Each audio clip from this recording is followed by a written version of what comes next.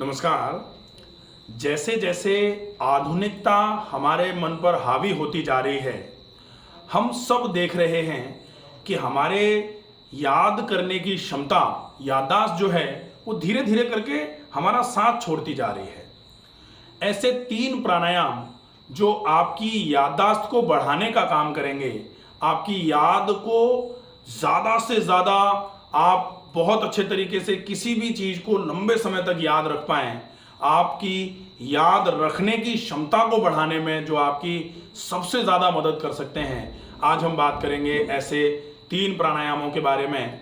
प्राणायामों के अभ्यास का डेमो किस तरीके से किया जाए, आप उसका अभ्यास कैसे करेंगे, इसका डेमो देने के लिए हमारे साथ उपस्थित हैं डॉक्टर आयुष जी। ये आपको बताएंगे कि किस प्राणायाम का अभ्यास किस तरीके से आपको करना चाहिए। सबसे पहले तो ये कि याददाश्त कम कौन से एज ग्रुप में हो रही है, तो मुझे लगता है बचपन से लेकर के बुजुर्ग जो होते हैं उनके के पूरे जीवन काल में, बचपन से लेकर के बुढ़ापे तक सारे ही लोगों की याददाश्त धीरे धीरे करके कमज़ोर होती चली जा रही है। बच्चा आजकल किताब पढ़ के याद नहीं रख पाता है। घर में जो वयस्क लोग हैं वो किताबें इधर उधर रख कर के भूल जा रहे हैं, सामान रख के भूल जा रहे हैं, कार की चाबी रख के भूल जा रहे हैं, बुजुर्ग अपनी दवाइयाँ रख के भूल जा रहे हैं, बुजुर्ग अपना बैत रख के भूल जा रहे हैं। तो भूलने की ये जो टेंडेंसी है ये कितनी तेज गति से बढ़ रही है, और इस भूलने की टेंडेंसी को अगर आपको ख़त्म करना है तो आप इन 3 प्राणायामों का अभ्यास नियमित रूप से करना शुरू कर दीजिए। आपकी भूलने की जो आदत है ये धीरे धीरे करके आप भूल जाएंगे। ठीक है। पहला जो प्राणायाम है उस प्राणायाम का नाम है नाड़ी शोधन अनुलोम विलोम। नाड़ी शोधन अनुलोम विलोम प्राणायाम के लिए सबसे पहले तो ये समझ लिया जाए कि प्राणायाम का मतलब होता है आसन के बाद का प्रोसेस। आसन के बाद का प्रोसेस, इसका मतलब है आप आसन करना अब सीख गए हैं, तब आप प्राणायाम का अभ्यास करने के योग्य हुए हैं। आसन में आप किसी भी सुविधाजनक आसन में, जिस आसन में आप लंबे समय तक बैठ सकते हैं, उस आसन में बैठ करके प्राणायाम का अभ्यास करने की शुरुआत आपको करनी चाहिए।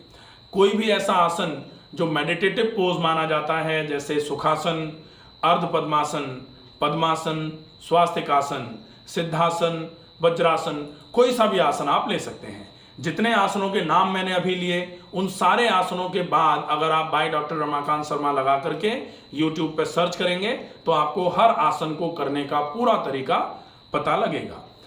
अब हम बैठे हैं सुखासन की अवस्था में, पालथी लगा करके, दोनों हाथ जो है वो घुटनों पर और हथेलियां आसमान की ओर, अंगूठा और तर्जनी का अग्रभाग आपस में मिला हुआ, बिल्कुल स्ट्रेट बैठे हुए हैं, शरीर आगे की तरफ झुका हुआ नहीं है, सिर बिल्कुल सीधा है, आंखें हल्के से बंद हैं।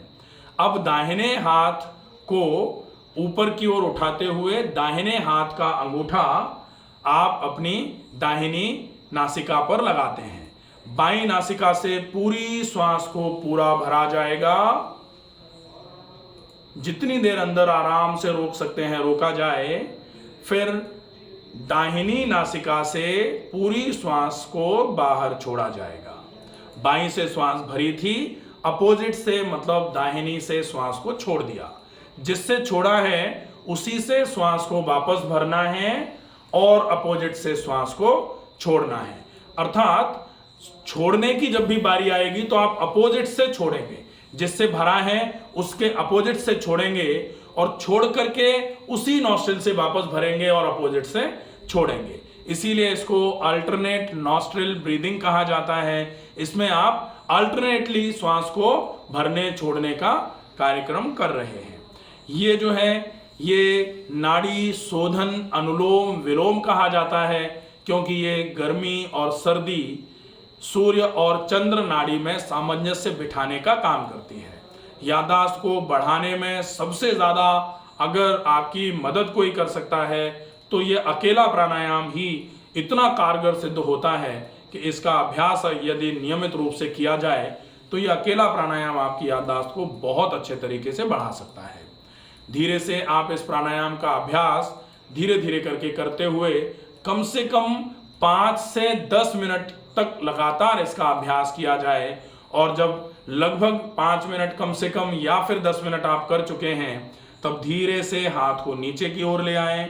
हाथ को नीचे लाने के बाद फिर आप दूसरे प्राणायाम अर्थात भस्त्रिका प्राणायाम का अभ्यास करने के लिए अपने शरीर को तैयार करें। भस्त्रिका प्राणायाम के लिए दोनों हाथ अभी आपके सीधे थे, अब आप भस्त्रिका के लिए दोनों हथेलियों को कप बना करके घुटनों पर लगा देते हैं। धीरे से श्वास को पूरे तरीके से फेफड़ों में भरते हुए फेफड़ों को पूरा फुलाते हैं और श्वास को धीरे धीरे करके पूरा फेफड़ों को स्क्वीज कराते हुए फेफड़ों से बाहर निकालते हैं। फिर श्वास को भरते हैं, फिर श्वास को धीरे धीरे करके बाहर निकालते हैं, फिर श्वास को भरते हैं, फिर धीरे धीरे करके श्वास को बाहर निकालते हैं। ये भस्त्रिका प्राणायाम कहा जाता है। इसका अभ्यास कम से कम 5 मिनट से लेकर के 10 मिनट तक किया जाना चाहिए। इसमें जितनी देर में आप श्वास भर रहे हैं उससे थोड़ा ज़्यादा देर में श्वास को छोड़ने का यदि क्रम आप बना सकते हैं तो ये आपके लिए बहुत उपयोगी साबित होगा। जिन लोगों को बीपी की समस्या है या फिर हृदय से संबंधित कोई समस्या है, ऐसे लोग इस प्राणायाम का अभ्यास और धीमी गति से करें। श्वास को धीमी गति से भरें और भरी गई श्वास को जितनी देर में भरा है उससे डबल टाइम में धीरे धीरे करके बाहर छोड़ें, क्योंकि छोड़ते हुए सीने में भारीपन आता है, हार्ट पर थोड़ा प्रेशर पड़ता है, ब्रेन पर थोड़ा सा प्रेशर बढ़ जाता है, तो हार्ट स्ट्रोक या ब्रेन स्ट्रोक के चांसेस थोड़े से बढ़ जाते हैं यदि हम इस प्राणायाम को बहुत तेज गति से करते हैं तो। अब हम इसके बाद तीसरे प्राणायाम पर चलते हैं। तीसरे प्राणायाम का नाम है भ्रामरी प्राणायाम। भ्रामरी प्राणायाम का अभ्यास यदि नियमित रूप से किया जाएगा तो निश्चित ही भ्रामरी प्राणायाम आपके हैप्पी हार्मोन्स को सीक्रेट कराने में आपकी सबसे ज़्यादा मदद करता है। अगर आपका कहा जाता है यदि तन स्वस्थ रहेगा तो मन स्वस्थ रहेगा और मन स्वस्थ रहेगा तो मस्तिष्क भी बिल्कुल अच्छे तरीके से कार्य करता रहेगा। मस्तिष्क जितना अच्छे तरीके से कार्य करेगा, आपकी याद रखने की क्षमता भी बहुत अच्छे तरीके से बढ़ी हुई रहेगी। तो भ्रामरी प्राणायाम के लिए दोनों हाथों के अंगूठों से कानों को बंद कर लिया, दोनों हाथों की अंगुलियों से आंखों को बंद कर लिया, लंबी गहरी श्वास को भरा, धीरे धीरे करके श्वास को छोड़ते समय मकार का उच्चारण, ओमकार का उच्चारण, मकार का उच्चारण, भौरे के समान गुंजन आपको श्वास को छोड़ते हुए लगातार करना चाहिए।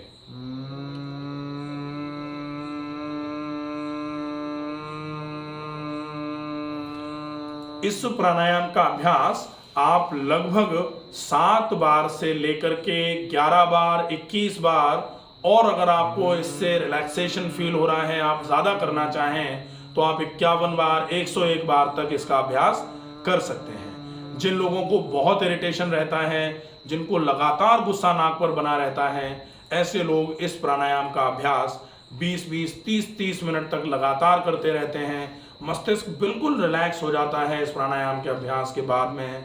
आपके याद रखने की क्षमता तो निश्चित ही इस प्राणायाम को करने के बाद बहुत अच्छे तरीके से बढ़ जाती है। आशा है ये वीडियो आपको पूरा समझ में आया होगा। केवल 3 प्राणायामों का अभ्यास आपके याद रखने की क्षमता को निश्चित ही बढ़ाएगा। घर में जो महिलाएं सामान्य तौर पर बहुत मल्टीटास्किंग होती है, जो लोग कहा जाता है कि गृहिणी मतलब होम मेकर्स जिनको बोला जा रहा है, पहले लोग कहते थे हाउस वाइफ का मतलब कुछ नहीं करते हैं ऐसे लोग जो घर में रहते हैं। लेकिन जो कुछ नहीं करते हैं वो इतना कुछ करते हैं कि अगर वो कुछ ना करें तो फिर जो बाकी के लोग जो अपने आप को कहते हैं कि हम जॉब करते हैं, हम बाहर जाते हैं, हम पैसा कमाते हैं, हम नौकरी कर रहे हैं, 9 to 5 जॉब कर रहे हैं या 8 to 6 कर रहे हैं, इन सबका जीवन अस्त व्यस्त हो सकता है यदि जो होम मेकर्स हैं वो अच्छे तरीके से अपना काम ना कर पाए। होम मेकर्स जो हैं, जो घर में काम करती हैं महिलाएं, वो इतना ज़्यादा जिम्मेदारी के साथ अपने सारे कामों को बहुत अच्छे तरीके से निभाने की कोशिश करती हैं कि मल्टीटास्किंग के चक्कर में उनके मस्तिष्क पर बहुत लोड पड़ जाता है और उसकी वजह से, ओवरलोड होने की वजह से कहीं कभी याददाश्त कमज़ोर होना शुरू हो जाती है। तो इन 3 प्राणायामों का अभ्यास यदि नियमित रूप से किया जाए, साथ में बहुत सारा पानी पिया जाए, कोशिश करें पूरे दिन में लगभग 3-3.5 लीटर पानी पिया जाए, और सलाद की मात्रा ज़्यादा, कोशिश करें अल्कलाइन डाइट का उपयोग ज़्यादा करें, साथ में ये 3 प्राणायाम करें, निश्चित ही आपकी इस समस्या का पूरे तरीके से समाधान हो जाएगा। ये वीडियो ज़्यादा से ज़्यादा लोगों तक पहुंचाएं ताकि ज़्यादा से ज़्यादा लोग इस समस्या से जो जूझ रहे हैं वो अपने आप को इस समस्या से बाहर निकाल पाएं। स्वस्थ रहिए, सुरक्षित रहिए। धन्यवाद।